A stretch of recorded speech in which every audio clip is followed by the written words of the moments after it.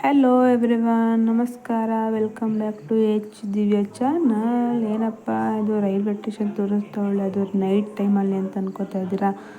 ನಾವು ಮಂಡ್ಯ ಟು ತಿರುಪತಿಗೆ ಹೇಗೆಲ್ಲ ಹೋದ್ವಿ, ಅಲ್ಲಿ ಏನೇನೆಲ್ಲ ಕಷ್ಟಪಟ್ಟಿದ್ವಿ, ಮತ್ತು ದೇವ್ರ ದರ್ಶನ ನಮಗೆ ಎಷ್ಟು ಗಂಟೆಗೆ ಆಯಿತು ಅಂತ ನಿಮಗೆ ಈ ವಿಡಿಯೋ ಮುಖಾಂತರ ತೋರಿಸೋಣ ಅಂದ್ಕೊಂಡಿದ್ದೀವಿ. ನನ್ನ ಮಗ ನೋಡಿ, ಶುಕ್ರವಾರ ನೈಟ್ 12 ಗಂಟೆ ಟ್ರೈನ್ಗೆ 11 ಗಂಟೆಗೆ ಹೋಗಿ ರೈಲ್ವೆ ಸ್ಟೇಷನ್ ಮಂಡ್ಯದಲ್ಲಿ ವೆಯ್ಟ್ ಮಾಡ್ತಾ ಇದ್ದೀವಿ. ನನ್ನ ಮಗ ಮಲಗಿದ್ದಾನೆ, ತುಂಬ ಚಳಿ ಆಗ್ತಾ ಇದೆ, ನನಗೂ ನಿದ್ದೆ ಬರ್ತಾ ಇದೆ. ಆದ್ರೂ ನೋಡಿ ಟೈಮ್ ನೋಡಿ 11:15 ಆಗಿದೆ. ಟ್ರೈನ್ ಇನ್ನೂ ಬಂದಿರಲಿಲ್ಲ. ನಮ್ಮನೇಲಿ ಟ್ರೈನ್ ಬಂದ್ಬಿಡುತ್ತೆ 11:15, 11:20 ಅಂತ ಊರಿಂದ ಓಡಿಸ್ಕೊಂಡ್ಬಂದರು ಗಾಡೀಲಿ. ತುಂಬ ಚಳಿ ಆಗ್ತಿತ್ತು. ರೈಲ್ವೆ ಸ್ಟೇಷನಲ್ಲಿ ವೆಯ್ಟ್ ಮಾಡ್ತಾ ಆಮೇಲೆ ಟ್ರೈನ್ ಬಂತು 12:15 ಮೇ ಬಿ. ಸರಿ ಅಂತ ಬಂದು ನಾವು ಮಲ್ಕೋಣ ಅಂತ 1 ತಿಂಗಳು ಹಿಂದೆನೇ ನಾವು ಟ್ರೈನ್ನ ಸ್ಲೀಪಿಂಗ್ ಕೋಚ್ನ ಬುಕ್ ಮಾಡ್ಕೊಂಡಿದ್ದು. ಅದರಿಂದ ನಮಗೆ ಸೀಟ್ ಇತ್ತು, ಆರಾಮಾಗಿ ನಾವು ಮಲ್ಕೊಂಡು ಆರಾಮಾಗಿ ಹೋಗ್ಬೋದು. ಬುಕ್ ಮಾಡಿಲ್ಲ ಹಾಗೆ ಹೋಗ್ತೀವಿ ಅಂದರೆ ಸೀಟ್ಗಳಿರಲ್ಲ. ನನ್ನ ಮಗ ಮಲ್ಕೊಂಡಿದ್ದಾನೆ, ಅವನೇಂತ ಎದ್ದೊಳ್ಳೆ ಇಲ್ಲ ಬೆಳಗ್ಗೆ ತನಕನೂ. ಅವನ್ನ ಕಾವಲು ಕಾಯ್ಕೊಂಡು ಮಲ್ಕೊಳ್ಳೋದೇ ಆಯಿತು. ನಾವು ಮೇಲ್ಗಡೆನೂ ಖಾಲಿ ಇತ್ತು. ಬೆಂಗಳೂರಲ್ಲಿ ನಮ್ಮ ಫ್ಯಾಮಿಲೀಸ್ ತುಂಬ ಎಲ್ಲರೂ ಹತ್ಕೊಂಡ್ರು. ಇದು ಬೆಳಗ್ಗೆ ವಿಡಿಯೋ. ರಾತ್ರಿ ಎಲ್ಲ ಮಲಗಿದ್ದಾದ್ಮೇಲೆ ಬೆಳಗ್ಗೆ ಎದ್ದು ಅದನ್ನ ಎಲ್ಲ ಚೆನ್ನಾಗಿ ನಿದ್ದೆ ಮಾಡಿದ್ರು. ಆದರೆ ನನಗಂತೂ ನಿದ್ದೆ ಬರಲಿಲ್ಲ ಸರಿಯಾಗಿ. ಸ್ವಲ್ಪ ಟ್ರೈನು ತಿರುಪತಿ ಹತ್ತತ್ರ ನಮಗೆ ಅಲ್ಲೆಲ್ಲ ಸ್ಟಾಪ್ ಕೊಟ್ಟಿತ್ತು. ಅವಾಗ ಹೊರಗಡೆದು ವಿಡಿಯೋ ಮಾಡಿಕೊಂಡು ನನ್ನ ಮಗ ನೋಡಿ ಖುಷಿಯಾಗಿ ಆಟ ಆಡ್ತಾ ಇದ್ದಾನೆ. ಎಲ್ಲ ಹೊರಗಡೆ ಬಂದ್ಬಿಟ್ಟಿದ್ದೀವಿ, ಮನೆಯಿಂದ ಈಚೆಗಡೆ ಎಂಜಾಯ್ ಮಾಡ್ಬೋದು ಅಂತ.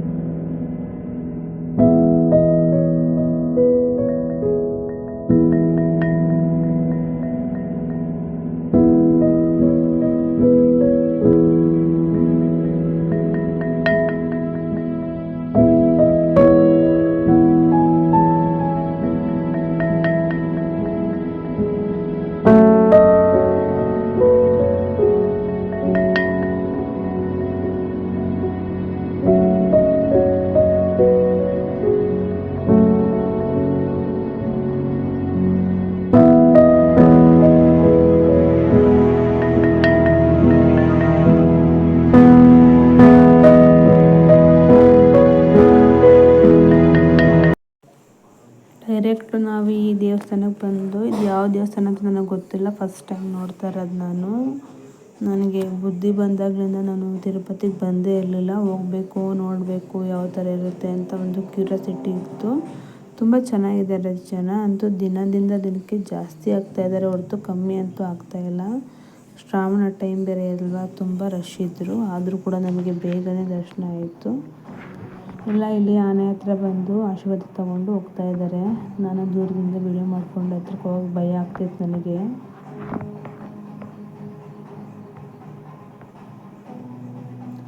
ಈಗ ದೇವಸ್ಥಾನ, ಯಾವ ದೇವಸ್ಥಾನಕ್ಕೆ ಹೋಗಿ ತುಂಬ ರಶ್ ಇರುತ್ತೆ. ಈ ದೇವಸ್ಥಾನಕ್ಕೆ ಹೋಗೋಕ್ಕೂ ಅಷ್ಟೇ ಅರ್ಧ ಗಂಟೆ ರಶಲ್ಲೇ ಕ್ಯೂ ಅಲ್ಲಿ ನಿಂತ್ಕೊಂಡೇ ಹೋಗಿದ್ದೀವಿ. ನೆಕ್ಸ್ಟ್ ಅಲ್ಲಿಂದ ಬಂದು ಒಂದು ಕಡೆ ಸ್ಟೇ ಆದ್ವಿ. ಬಟ್ ಆದರೆ ಟಿಕೆಟ್ ಮೇಲ್ಗಡೆ ಹೋಗೋಕ್ಕೆ, ತಿರುಪತಿ ಬೆಟ್ಟ ಹತ್ತೋಕ್ಕೆ ಟಿಕೆಟ್ ತೊಗೊಳೋಣ ಅಂಥೇಳಿ ಟಿಕೆಟ್ ತೊಗೋತಾ ಇದ್ದೀವಿ. ಕೆಲವರು ಹಾಗೆ ಹೋಗ್ಬೋದು ಅಂದರು, ಕೆಲವರು ಟಿಕೆಟ್ ತೊಗೊಂಡು ಹೋದರೆ ಬೇಗ ಬಿಡ್ತಾರೆ, ಜಾಸ್ತಿ ಹೊತ್ತು ಕೂಡೋಕ್ಕಲ್ಲ ಅಂತ ಹೇಳಿದರು. ಮತ್ತು ಒಬ್ಬೊಬ್ರಿಗೆ ಒಂದೊಂದು ಟಿಕೆಟ್ಗೆ ಒಂದೊಂದು ಲಡ್ಡು ಕೂಡ ಫ್ರೀ ಇರುತ್ತೆ. ಅದಕ್ಕೆ ಎಷ್ಟು ಕ್ಯೂ ಅಲ್ಲಿ ನಿಂತ್ಕೊಂಡು ವೆಯ್ಟ್ ಮಾಡಿದ್ವಿ ಅಂದರೆ ಬೆಳಗ್ಗೆ 11 ಗಂಟೆಗೆ ಒಳಗಡೆ ಕೂತಿದ್ದವರು ಹೊರಗಡೆ ಟಿಕೆಟ್ ಕೊಡ್ತಾರೆ ಅಂತ ಹೇಳಿ ಕ್ಯೂ ಅಲ್ಲಿ ಕರೆಸಿ 3 ಅವರ್ 4 ಅವರು ಆ ಬಿಸಿಲಲ್ಲೇ ಒಣಗಿಸಿದ್ದಾರೆ ನಮ್ಮನ್ನ ಕ್ಯೂ ಅಲ್ಲೇ ಲೈನಲ್ಲೇ. ಕೊನೆಗೂ ಎಷ್ಟು ಜನ ಬೇಗ ಈಸ್ಕೊಳಕ್ಕೆ ಓಡ್ತಾ ಇದ್ದಾರೆ ನೋಡಿ. ಎಷ್ಟು ಬೇಗ ಈಸ್ಕೊಂಡು ಒಳಗಡೆ ಹೋಗ್ತೀವಪ್ಪ ಅನಿಸ್ಬಿಟ್ಟಿತ್ತು. ಹೊಟ್ಟೆ ಹಸಿತಾ ಇತ್ತು. ಮತ್ತು ಪಾಪು ಬೇರೆ ತುಂಬ ಅಳ್ತಾ ಇದ್ದ. ಬಿಸಿಲು ಸೆಕೆ ಯಾಕೆ ಕೆಲವೊಂದು ಟೈಮು ಹೋಗಬೇಕು ಅನ್ನೋ ಆಸೆ ಇರುತ್ತೆ, ಕೆಲವೊಂದು ಟೈಮ್ ಈ ಥರದ್ದೆಲ್ಲ ನೋಡಿದ್ಮೇಲೆ ಯಾಕೆ ಬಂದೆ ಅಂತ ಅನಿಸಿದ್ದು ನಿಜ. ನೋಡಿ ಎಷ್ಟು ಜನ ಇದ್ದಾರೆ ಅಂತಂದರೆ ತುಂಬ ಜನ ಇದ್ದಾರೆ. ಸರಿ ಅಂತ ಹೇಳಿ ಅಂತೂ ಇಂತೂ ಟಿಕೆಟ್ ಇಸ್ಕೊಂಡು ಈಗ ಬೆಟ್ಟ ಹತ್ತೋಣ ಮೆಟ್ಲು ಅಂತ ಹೇಳಿ ಕೆಳಗಡೆನೆ ಕರ್ಪೂರ ಗಂಧದ ಕಡ್ಡಿಲ್ಲ ಹಚ್ಚಿ ಬೆಟ್ಟ ಹತ್ತಕ್ಕೆ ಸ್ಟಾರ್ಟ್ ಮಾಡೋಣ ಅಂತ ಅಂದ್ಕೊಂಡು ಎಲ್ಲ ನಾವು ಒಂದು 17 ಜನ ಹೋಗಿದ್ದು ಫ್ಯಾಮಿಲಿ ಮೆಂಬರು. ಪೂಜೆ ಮಾಡ್ತಾ ಇದ್ದಾರೆ ಒಬ್ಬರಾದ್ಮೇಲೆ ಒಬ್ಬರು. ಸರಿ ಅಂಥೇಳಿ ಹೋದ್ವಿ. ಆದರೆ ನಮ್ಮ ಪಾಪಗಿನ್ನೂ 3 ವರ್ಷ ಕಂಪ್ಲೀಟ್ ಆಗಿರಲಿಲ್ಲ. ಮತ್ತು ಬೆಟ್ಟದ ಮೇಲೆ ನಮ್ಮ ಪಾಪನ ಕರ್ಕೊಂಡು ಹೋಗೋಕ್ಕಿಲ್ಲ ಅಂತೇಳಿ ಪೊಲೀಸರು ಅಡ್ಡ ಹಾಕಿದ್ರು. ಅದರಿಂದ ನಾವು ಬೆಟ್ಟ ಮೆಟ್ಲು ಹತ್ತಕ್ಕಾಗಲಿಲ್ಲ, ಬಸ್ಸಲ್ಲೇ ಬಂದ್ವಿ. ಬರುವಾಗ ಇದು ಒಂದು ಕೃಷ್ಣಂದು ದೇವಸ್ಥಾನ ಏನೋ ಅನಿಸುತ್ತೆ. ಸುತ್ತ ಅದ್ರ ಒಂದು ರೌಂಡು ಸುತ್ತ ಹಸುಗಳನ್ನ ಕಟ್ಟೋಕ್ಕೆ ಅದು ಕ್ಲೀನ್ ಮಾಡೋದಾಗಲಿ ನೀರು ಕುಡಿಸೋದಾಗಲಿ ಮಾಡ್ತಾಯಿದ್ರು. ಅಲ್ಲಿ ಘಾಟ್ ಸೆಕ್ಷನ್ ಆಗಿರೋದ್ರಿಂದ ಮಕ್ಳುಗಳು ಅಲೋ ಇಲ್ಲ ಅಂತನೋ ಇಲ್ಲಾಂದರೆ ನೈಟು ಸ್ವಲ್ಪ ಸಂಜೆ ಒಂದು 5 ಗಂಟೆ ಮೇಲಾಗಿತ್ತು ಅಂತ ಏನೇನೋ ಗೊತ್ತಿಲ್ಲ, ಹೋಗೋಗಿಲ್ಲ ಅಂತ ಹೇಳಿದ್ರು. ಅದರಿಂದ ನಾವು ವಾಪಸ್ ಬಂದು ನಮ್ಮ ಮನೆಯವರು ಮತ್ತು ನಮ್ಮ ಚಿಕ್ಕಪ್ಪ 3 ಜನರು ಕೂಡ ಬಸ್ಸಲ್ಲೇ ಹೋಗೋಣ ಅಂಥೇಳಿ ಬಸ್ಗೆ ಅಂತ ಹುಡುಕ್ತಾ ಇದ್ದೀವಿ. ಗೊತ್ತಿಲ್ಲದೆ ಇರೋ ಪ್ಲೇಸ್ಗೆ ಹೋದರೆ ಯಾರಾದರೂ ಇರಬೇಕು, ಗೊತ್ತಾಗಿಲ್ಲ ಅಂದರೆ ತಲೆ ಕೆಟ್ಟೋಗುತ್ತೆ ನಿಜವಾಗ್ಲೂ. ಹುಡುಕ್ತಾವೆ, ಯಾವ ಬಸ್ ಕೇಳೋದು, ಯಾವ ಆಟೋ ಕೇಳೋದು, ಏನು ಕೇಳೋದು ಅಂತಲೇ ಅರ್ಥ ಆಗ್ತಿರ್ಲಿಲ್ಲ. ಅಲ್ಲಿ ನಮ್ಮ ಕನ್ನಡ ಭಾಷೆ ಅವ್ರಿಗೆ ಬರಲ್ಲ, ಅವ್ರು ಹೇಳೋ ಭಾಷೆ ನಮಗೆ ಅರ್ಥ ಆಗಲ್ಲ. ಅಂತೂ ಇಂತೂ ಬಸ್ ಸಿಕ್ತು, ಹೋಗ್ತಾ ಇದ್ದೀವಿ. ಅದು ಬೆಟ್ಟ ನೋಡಿ ಎಷ್ಟು ಚೆನ್ನಾಗಿ ಕಾಣ್ತಾ ಇದೆ. ಅಲ್ಲಿ ತಿರುಪತಿ ವೆಂಕಟೇಶ್ವರ ಸ್ವಾಮಿ ದೇವರು ಹೀಗೆ ಮಲಗಿರುವಾಗ ಏನು ಫೇಸ್ ಕಾಣುತ್ತೆ, ಕಣ್ಣು ಮೂಗು ಬಾಯಿ ಆ ಥರದ್ದು ಒಂದು ಬೆಟ್ಟ ನೋಡಿದೆ. ತುಂಬ ಚೆನ್ನಾಗಿ ಅನ್ನಿಸ್ತು ನನಗೆ. ಮತ್ತು ಟೈಮ್ ಸರಿಯಾಗಿ ಊಟ ಇಲ್ದಿರೋದ್ರಿಂದ ನಮ್ಮ ಮನೆಯವ್ರಿಗೆ ತಲೆನೋವು ಸ್ಟಾರ್ಟ್ ಆಗಿತ್ತು, ಗ್ಯಾಸ್ಟ್ರಿಕ್ ಆಗೇನು. ಬೆಳಗ್ಗೆಯಿಂದ ಚೆನ್ನಾಗಿದ್ರು, ಸಂಜೆ 5:30 6 ಗಂಟೆ ಆಯ್ತಾ ತಲೆನೋವು, ತಲೆ ಸುಸ್ತಾಗ್ತಾಯಿದೆ ಅನ್ನೋಕ್ಕೆ ಸ್ಟಾರ್ಟ್ ಮಾಡಿಬಿಟ್ರು. ಟ್ಯಾಬ್ಲೆಟ್ ಎಲ್ಲ ತೊಗೊಂಡು ಹೋಗಿದ್ವಿ. ಆದರೂ ಕೂಡ ಅವರು ಟ್ಯಾಬ್ಲೆಟ್ ತೊಗೊಂಡ್ರು ಕೂಡ ಅವರು ಸರಿ ಹೋಗಲಿಲ್ಲ. ಸ್ವಲ್ಪ ಹೊತ್ತು ರೆಸ್ಟ್ ಮಾಡಿದರೆ ಸರಿ ಹೋಗ್ತಿದ್ರು. ಸರಿ ಅಂಥೇಳಿ ಹೋಗ್ತಾ ಇದ್ದೀವಿ. ನನಗೆ ಅವರು ಮೂಡ್ ಆಫ್ ಆಗಿರೋದು ನೋಡಿ ನನಗೂ ಬೇಜಾರಾಯಿತು. ಬಂದಿರೋದೇ ಅಪರೂಪ ಅಂತದ್ರಲ್ಲಿ ಅವ್ರಿಗೆ ಮೂಡ್ ಆಫ್ ಆಯ್ತಲ್ಲ ಅಂತ. ಪಾಪುನು ಯಾವಾಗಲೂ ಮಲ್ಕೊಂಡಿದ್ದ.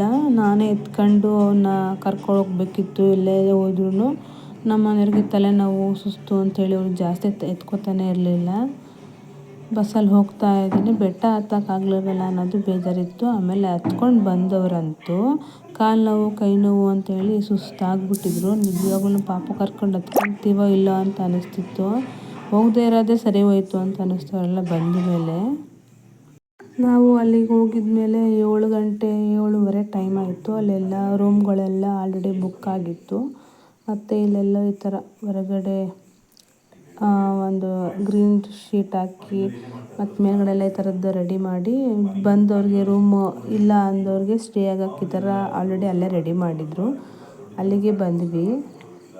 ಆರಾಮಾಗೆಲ್ಲ ಊಟ ಅಲ್ಲೇ ಕೊಡ್ತಾರೆ, ಅಲ್ಲೇ ಊಟ ಮಾಡಿಕೊಂಡು ಈ ಥರ ಅಲ್ಲೇ ಮಾತಾಡಿಕೊಂಡು ಅಲ್ಲೇ ಮಲ್ಕೊತಾಯಿದ್ರು.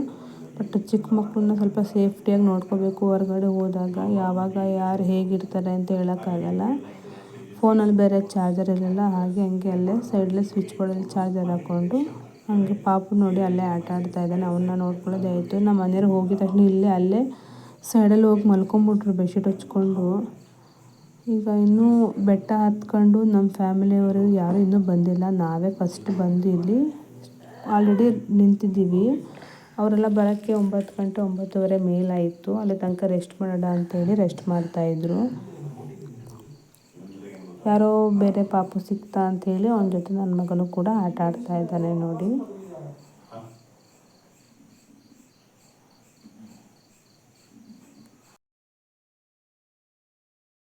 ಇಲ್ಲೂ ತುಂಬ ಜನ ಜಾಸ್ತಿ ಇದ್ದರು. ಎಲ್ಲೇ ಹೋದ್ರೂ ಜನ ಕಮ್ಮಿ ಅಂತ ಇರಲಿಲ್ಲ. ಎಲ್ಲ ಕಡೆಯೂ ಜನ ಇದ್ದರು, ರಶ್ ಇದ್ದರು. ಮತ್ತು ವಾಶ್ರೂಮ್ ಎಲ್ಲ ತುಂಬ ನೀಟಾಗಿ ಅವರು ಮ್ಯಾನೇಜ್ ಮಾಡಿದರು. ಅಲ್ಲೆಲ್ಲೇ ಚಾರ್ಜರ್ಗಾಗಲಿ, ಫ್ಯಾನ್ಗಾಗಲಿ, ಲೈಟ್ಗಾಗಲಿ, ವಾಶ್ರೂಮ್ಗಾಗಲಿ ಚೆನ್ನಾಗಿತ್ತು. ಇಲ್ಲೂ ಒಂಥರ ಟೈಮ್ ಪಾಸ್ ಮಾಡೋಕ್ಕೆ ಬೇರೆ ಬೇರೆ ಊರಿಂದ ಬೇರೆ ಬೇರೆ ಕಡೆಯವರು ಎಲ್ಲ ಬಂದಿರ್ತಾರೆ. ಹಾಗೆ ಕೂತ್ಕೊಂಡು ಮಾತಾಡ್ಕೊಂಡು ಏನೋ ಸ್ನ್ಯಾಕ್ಸ್ ತಿಂದ್ಕೊಂಡು ಊಟ ಮಾಡಿಕೊಂಡು ಕೂತಿದ್ರು. ಅಂದರೆ ಅಲ್ಲಿ ತುಂಬ ಕಾಸ್ಟ್ಲಿ ಇರುತ್ತೆ. ನಮ್ಮ ಕಡೆ ಇದ್ದಂಗೆ ಅವ್ರ ಕಡೆ ಇರೋಲ್ಲ. ದುಡ್ಡೆಲ್ಲ ಅಮೌಂಟ್ ಎಲ್ಲ ಜಾಸ್ತಿ ಇರುತ್ತೆ. 1 ಲೀಟ್ರ್ ನೀರಿಗೆ ಗಾಜಿನ ಬಾಟ್ಲಿ ಕೊಡ್ತಾರೆ, 50 ರೂಪಾಯಿ ಅಂತ ಹೇಳ್ತಾರೆ. ಮತ್ತು ಒಂದು ಕಾಫಿ ಟೀ ಏನಾರು ಕುಡಿತೀವಿ ಅಂತಂದರೆ ನಿಮಗೆ 20-25 ರೂಪಾಯಿ ಆಗುತ್ತೆ. ಒಂದು ಕಾಫಿ, ಒಂದು ಟೀ ಕುಡಿತೀವಿ ಅಂದರೆ ಅಷ್ಟು ಕಾಸ್ಟ್ಲಿ ಇರುತ್ತೆ. ಅಲ್ಲಿಂದ ಮಲಗಿದವ್ರನ್ನ ಎಲ್ಲರನ್ನೂ ಎಬ್ಬಿಸ್ಕೊಂಡು ಕರ್ಕೊಂಬಂದು ಇಲ್ಲಿ ಮುಡಿ ಕೊಡಿಸ್ತಾ ಇದ್ದೀವಿ ನೋಡಿ. ನಾವು ಮುಡಿ ಕೊಡಿಸ್ಬೇಕು ಅಂತ ಅಂದ್ಕೊಂಡೇ ಇರಲಿಲ್ಲ. ನನ್ನ ಮಗ ತುಂಬ ಅಳ್ತಾನೆ ಅಂತ ನಾನು 2 ಸಲ ಮುಡಿ ಕೊಡಿಸ್ದಾಗಲೂ ತುಂಬ ಅಳ್ತಾ ಇದ್ದ. ಈ ಸಲ ಏನೋ ಅವ್ರ ಅಪ್ಪ ಕೊಡಿಸ್ತೀನಿ ಅಂತೇಳಿ ಇಲ್ಲಿ ಮುಡಿ ಕೊಡಿಸೋ ಕಡೆ ಕರ್ಕೊಂಬಂದರು. ಸದ್ಯ ಅಳ್ತಾನೆ ಅಂತ ಅಂದ್ಕೊಂಡಿದ್ವಿ. ನಿಜವಾಗ್ಲೂ ಅಳ್ತಾನೆ, ದೇವ್ರು ಕೂತಂಗೆ ಕೂತಿದ್ದ. ದೇವರೇ ತಿರುಪತಿ ಸ್ವಾಮಿ, ವೆಂಕಟೇಶ್ವರ ಸ್ವಾಮಿನೇ ಅವನಿಗೆ ಒಳ್ಳೆ ಬುದ್ಧಿ ಕೊಟ್ಟಿದ್ದ. ಸೈಲೆಂಟಾಗಿ ಕೂತಿದ್ದ. ಅಲ್ಲಿಂದ ಮುಡಿ ಕೊಟ್ಟು ನಾವು 11:30 ಅಲ್ಲಿ ಮುಡಿ ಕೊಡೋ ಜಾಗ ಬಿಟ್ಟು ಮೇಲ್ಗಡೆ ದೇವಸ್ಥಾನಕ್ಕೆ ಹೋಗಿದ್ವಿ. 11:30 ಹೋಗಿದ್ದಕ್ಕೆ ನಮಗೆ 4:15 ದರ್ಶನ ಆಯಿತು. ತುಂಬ ಚೆನ್ನಾಗಿ ದರ್ಶನ ಆಯಿತು. ಬೇರೆಲ್ಲೂ ಹೋಗದೇ ವಾಪಸ್ ನಾವು ಮನೆಗೆ ರಿಟರ್ನ್ ಆದ್ವಿ.